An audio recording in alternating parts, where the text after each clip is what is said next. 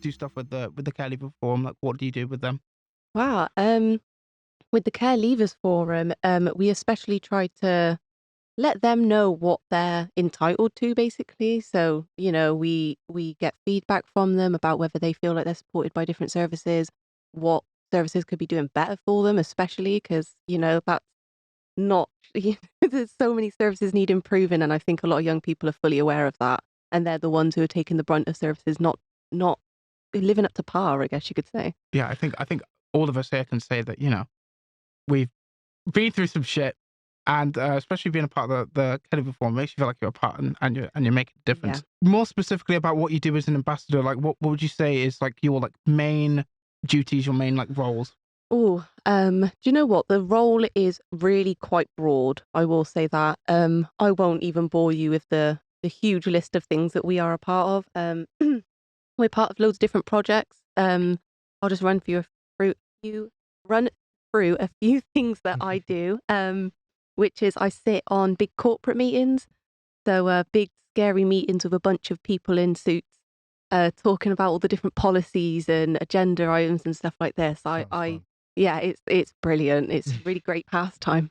I sit on those meetings. I get basically a really good insight into what's going on with the higher ups. I call them big suits. So if at any point I say big suits, that's what I'm referring to as any. That is like such a good term for them. But yeah, I get a really good insight into what they're doing, the run-ins of things. I basically get to challenge decisions that are being made. So I'm just trying to think of an example. Recently, they were showing us some statistics about children and young people in social cares who are part of EAT, which is employment,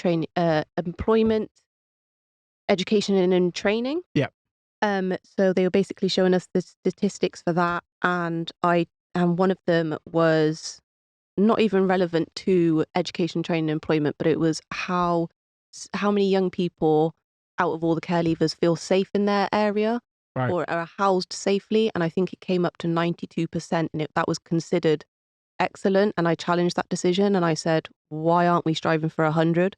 Right. Why Yeah, shouldn't that makes sense. Yeah. 100% of our young people be in safe accommodation and feel safe getting to and from work and doing these sorts of things?" Yeah. Because even So, that 8% matters a lot. oh, massively. If you think about 8% with the amount of care leavers that are in Gloucester, I Yeah. reckon that equates to over 10, 15, 20, maybe.